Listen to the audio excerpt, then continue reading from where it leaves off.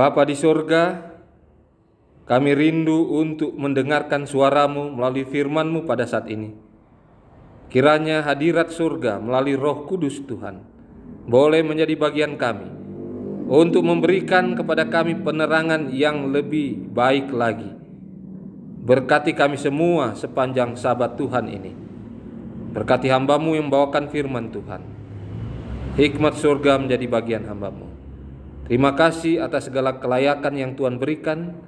Terima kasih atas pengampunan dosa yang Tuhan sudah berikan. Di dalam nama Yesus Kristus kami berdoa. Amin.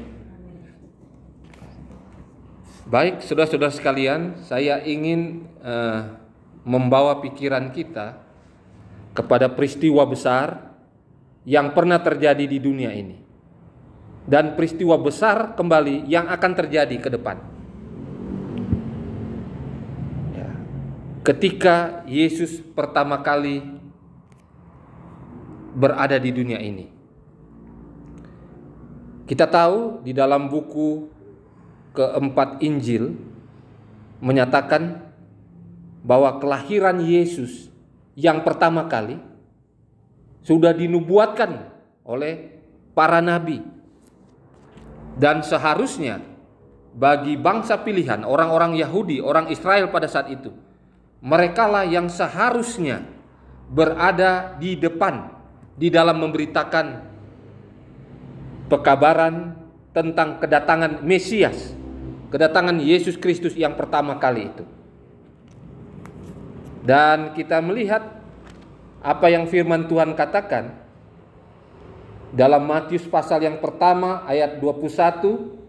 Dikatakan ia akan melahirkan anak laki-laki dan engkau akan menamakan dia Yesus, karena dialah yang akan menyelamatkan umatnya dari dosa mereka. Sangat jelas bahwa kedatangan Yesus yang pertama kali untuk menyelamatkan manusia.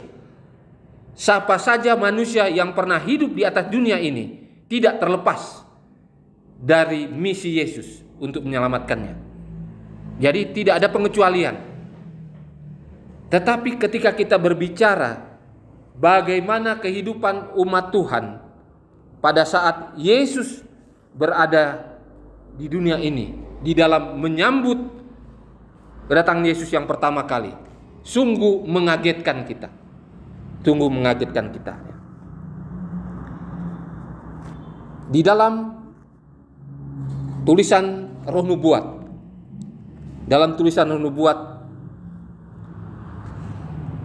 dikatakan mereka telah mempelajari segala nubuatan tetapi tanpa pengertian rohani.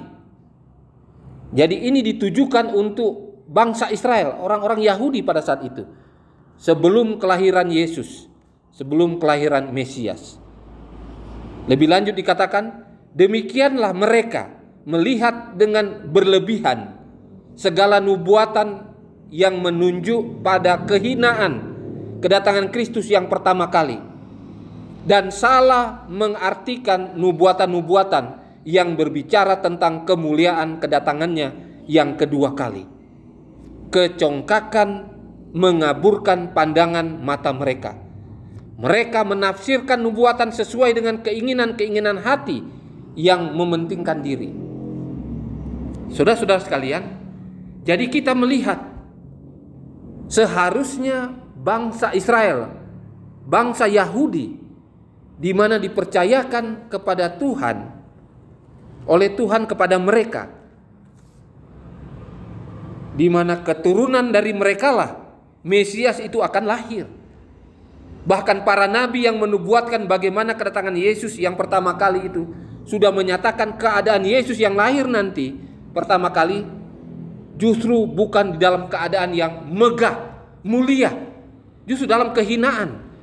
Jadi mereka sudah mempelajari nubuatan kedatangan Yesus yang pertama kali, bahwa Yesus akan lahir dengan kehinaan, diberitahukan sebelumnya di dalam nubuatan-nubuatan yang disampaikan oleh para nabi. Tetapi dikatakan dalam tulisan Roh Nubuat ini, mereka melihatnya dengan berlebihan. Nubuatan yang sudah jelas-jelas menunjukkan bahwa Yesus lahir itu dengan kehinaan. Mereka mau kedatangan Yesus yang pertama kali ini seperti kedatangan yang kedua kali. Jadi mereka mau Yesus datang pertama kali itu dengan apa? Dengan kemuliaannya sebagai raja di atas segala raja, yang akan membebaskan mereka dari belenggu penjajahan bangsa Romawi pada saat itu. Itu yang dimau oleh bangsa Israel pada saat itu. Jadi ketika Yesus lahir, mereka kelihatan tidak peduli. Ya, mereka tidak peduli. Di dalam tulisan Roh Nubuat mengatakan, di luar bangsa Yahudi, dalam Kerinduan Segala Zaman, jilid yang pertama halaman 30. Di luar bangsa Yahudi, ada orang-orang yang meramalkan kedatangannya. Datangnya seorang guru ilahi.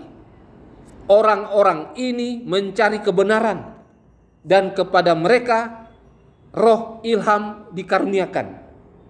Seorang demi seorang, laksana bintang-bintang di langit yang gelap gulita, guru-guru serupa itu telah muncul. Perkataan nubuatan mereka telah menghidupkan harapan dalam hati ribuan orang di dunia kafir. Saudara-saudara, ada suatu hal yang ironis sekali, aneh ya.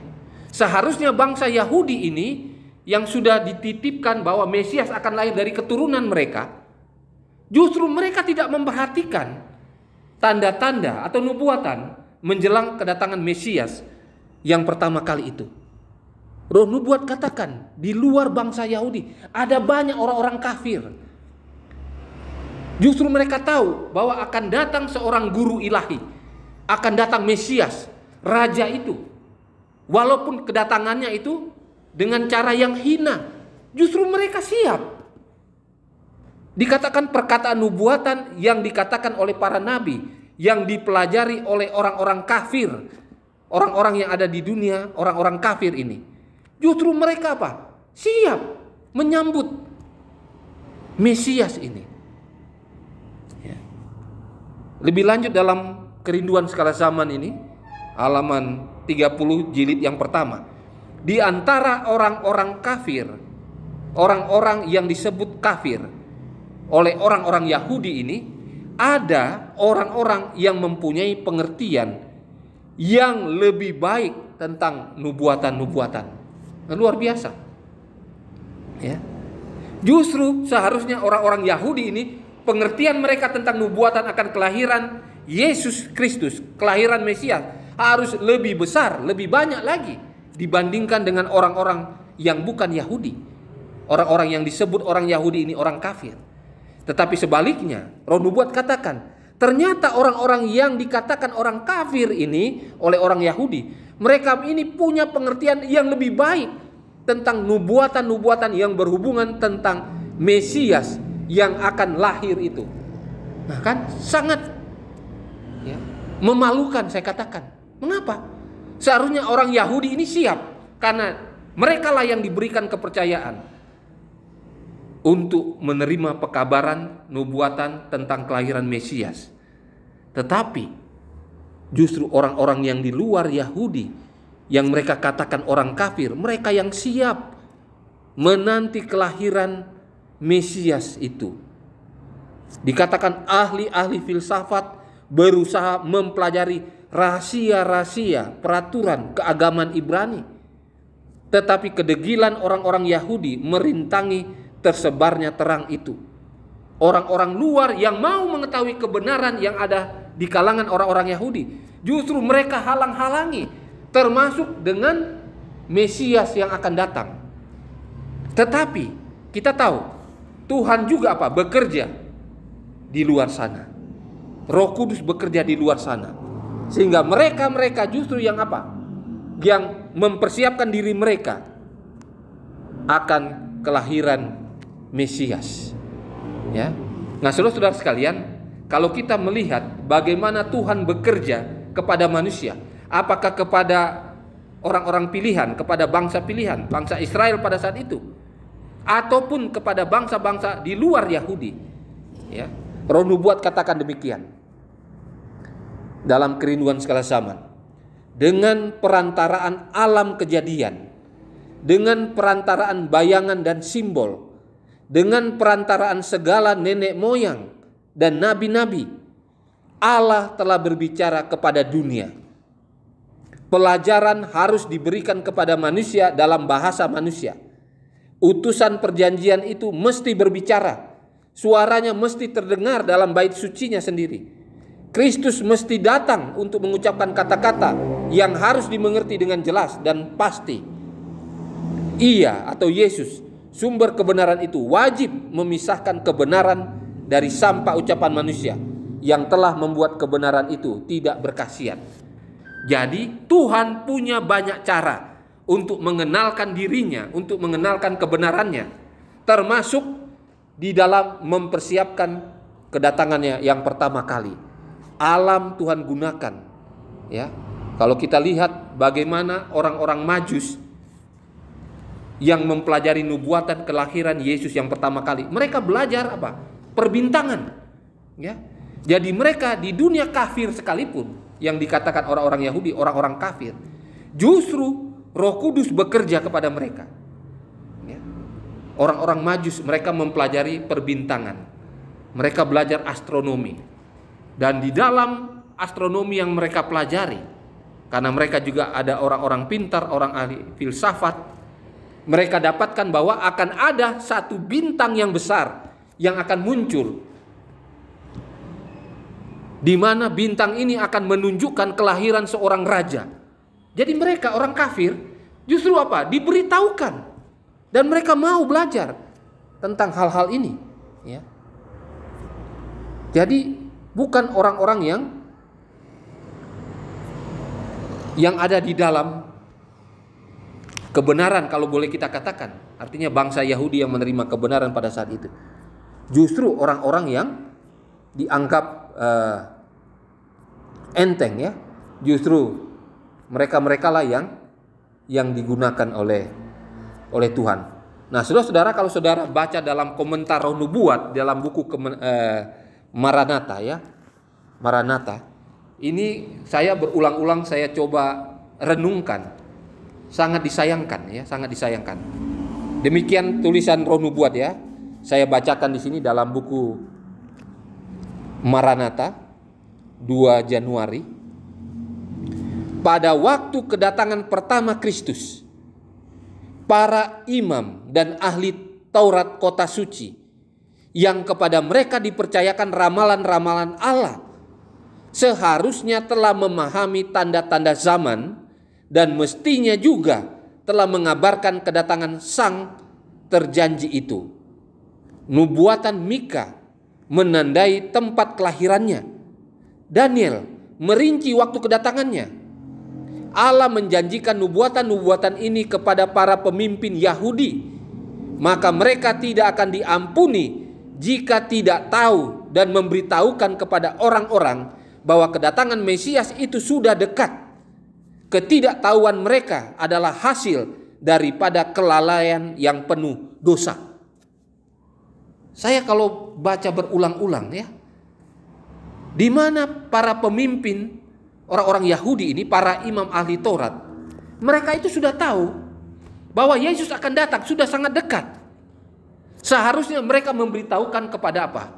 Bangsa Yahudi, kepada orang-orang awam pada saat itu, memberitahukan bahwa Yesus sudah dekat, karena berdasarkan ramalan Nabi Mika, Nabi Daniel, dan beberapa nabi di dalam perjanjian lama, ya, di Alkitab perjanjian lama, menyatakan dengan sangat jelas bahwa Yesus segera datang.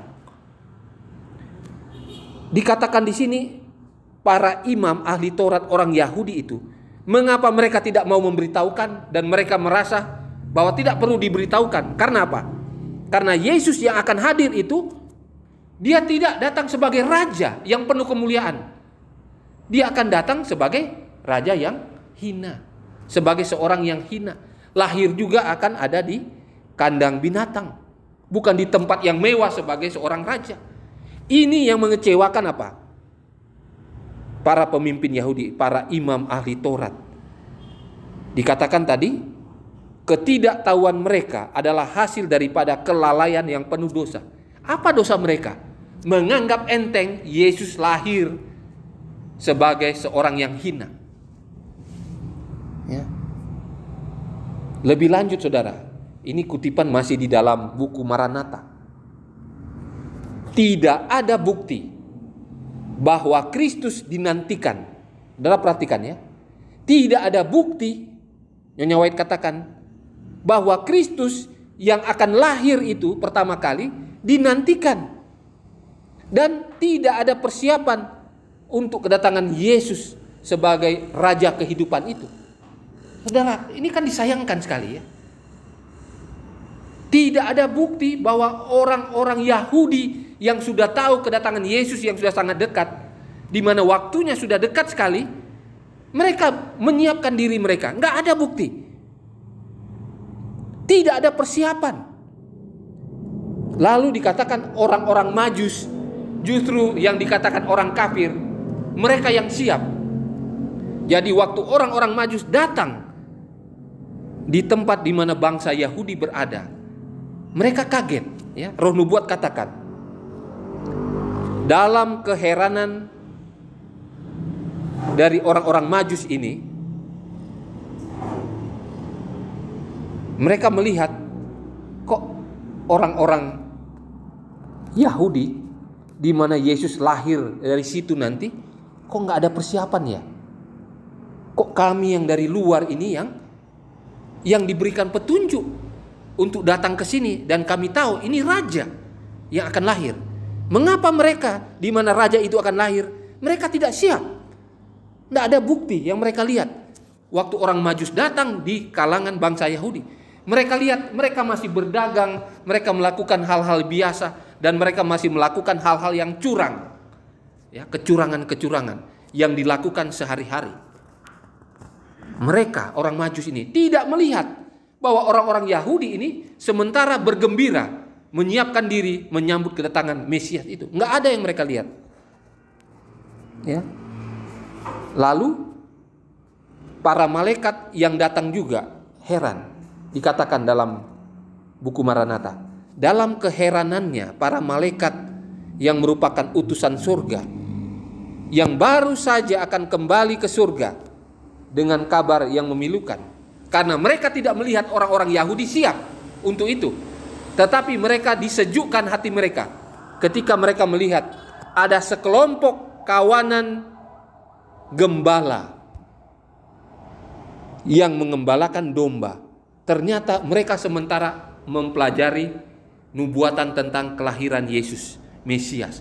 Jadi kelompok gembala ini di mana mereka mengembalakan di tempat di mana Raja Daud, waktu dia masih muda, dia mengembalakan di tempat itu. Nah, gembala-gembala itu berada di sana. Dan mereka tiap hari mempelajari nubuatan. Jadi orang-orang yang dianggap enteng, yang hina, justru mereka yang apa? Mempelajari nubuatan tentang kedatangan Mesias yang pertama kali.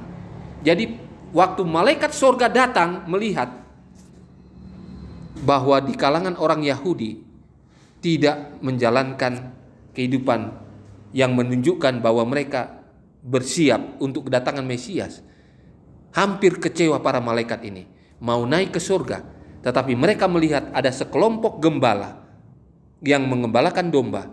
Mereka sementara mempelajari nubuatan kedatangan Mesias, dan ternyata mereka memang sedang siap menyambut kedatangan Mesias itu.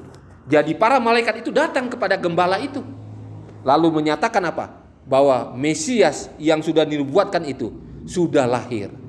Dan para gembala ini apa? Sangat senang, karena ternyata nubuatan yang dipelajari mereka setiap hari sedang terjadi. Ya. Jadi malaikat Tuhan, dia muncul dengan kabar baik ini, yang sebelumnya dia menunjukkan kepada para orang Majus ya.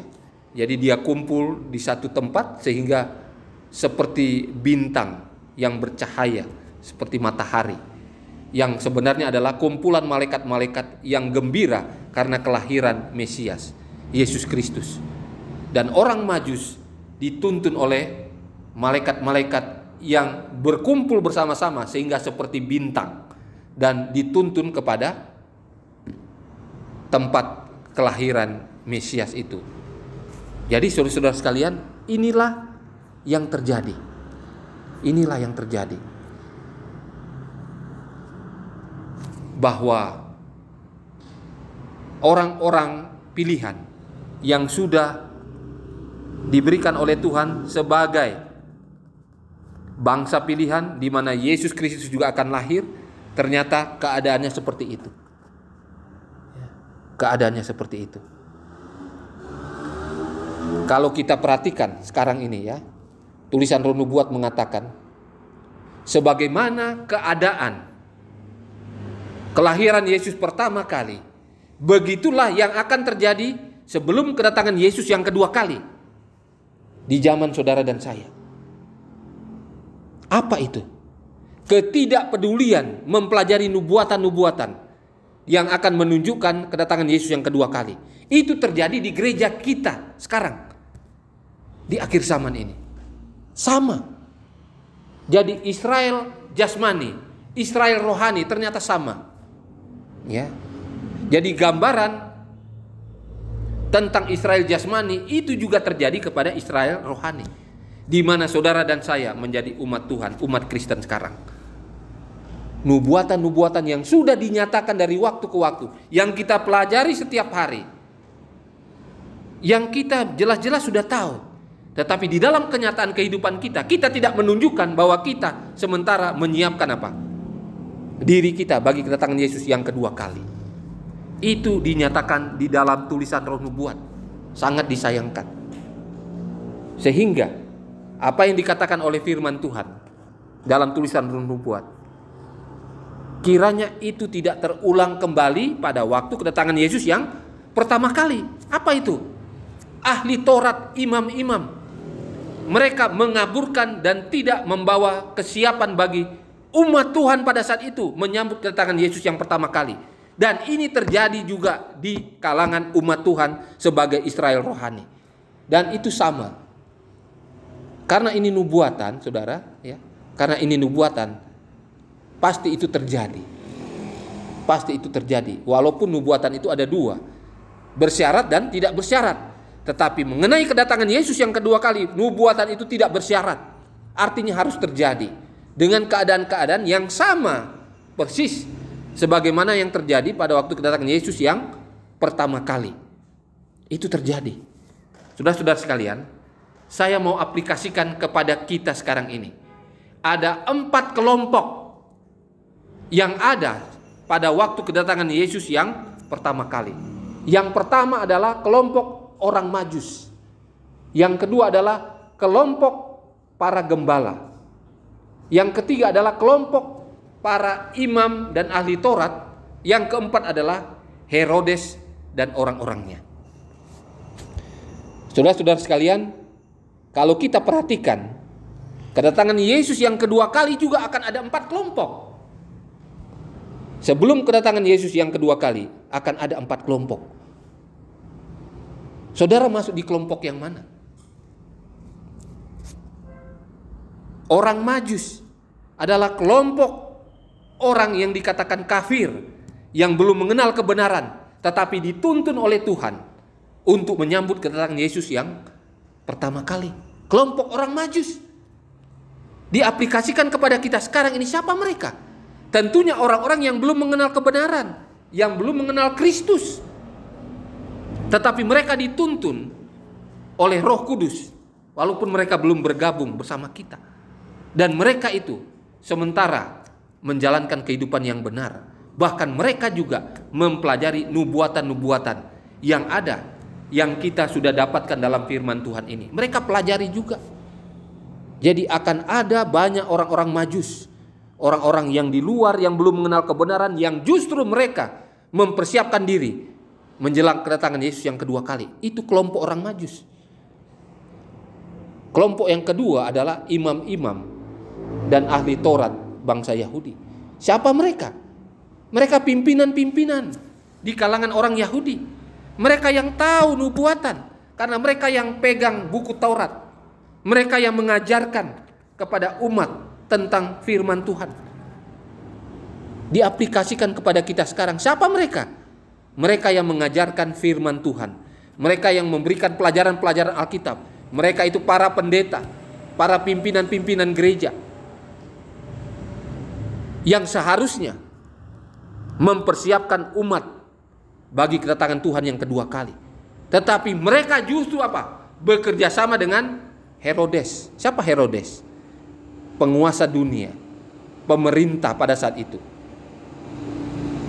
yang berusaha untuk mengaburkan kedatangan Yesus yang kedua kali.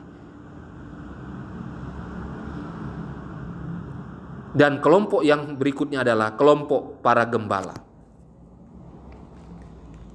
Kelompok yang mempelajari nubuatan setiap hari. Kelompok yang jujur, yang rendah hati, yang setiap saat siap sewaktu-waktu Yesus datang pada waktu pertama kali. Itu kelompok gembala. Orang-orang yang tidak sekolah tinggi, orang-orang yang mau mengikuti perintah dan kehendak Tuhan, yang tidak banyak bertanya dengan firman Tuhan yang dikatakan. Sebagai aplikasinya, ada kelompok sebelum kedatangan Yesus yang kedua kali seperti kelompok gembala. Siapa mereka? Mereka adalah orang-orang yang tidak sekolah tinggi, tapi mereka mau diajar oleh firman Tuhan, dan mereka mau mengikuti kehendak-kehendak Tuhan dan mempelajari nubuatan dari waktu ke waktu. Roh Kudus menuntun mereka setiap saat.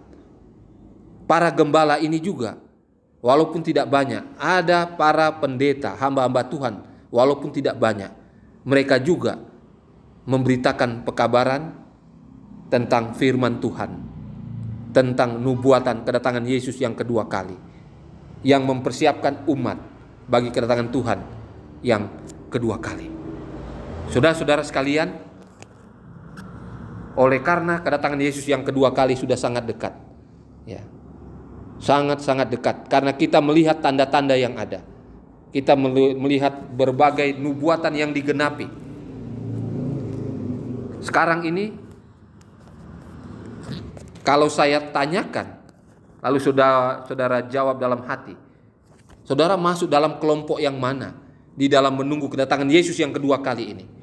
Walaupun kita sebagai umat Tuhan, the Seventh Day Adventist, umat yang menunggu kedatangan Tuhan yang kedua kali, yang berhari Sabat, tetapi apakah saudara masuk dalam kelompok para gembala seperti pada kedatangan Yesus yang pertama kali, atau kelompok para imam ahli Taurat, atau saudara kelompok orang-orang yang awam yang masuk di dalam domba, atau yang mengikuti petunjuk-petunjuk imam dan ahli Taurat? Kalau untuk orang-orang Majus, tentu yang ada di luar sana.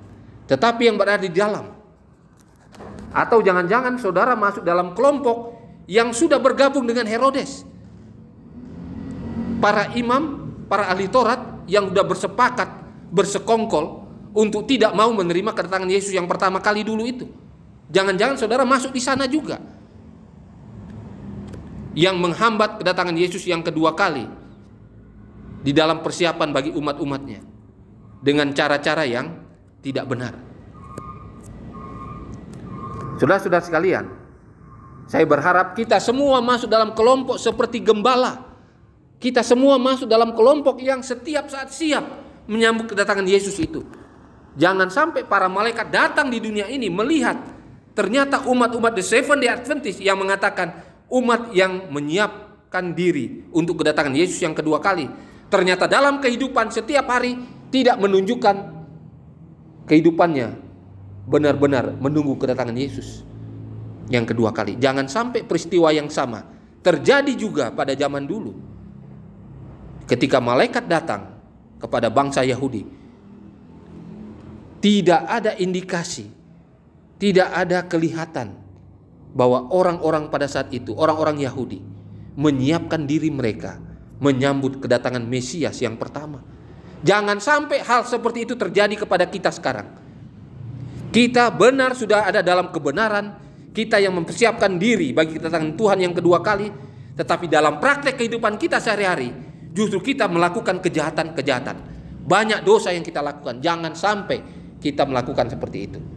Jadilah kita seperti domba, para gembala dan yang mengembalakan domba pada saat kedatangan Yesus yang pertama kali.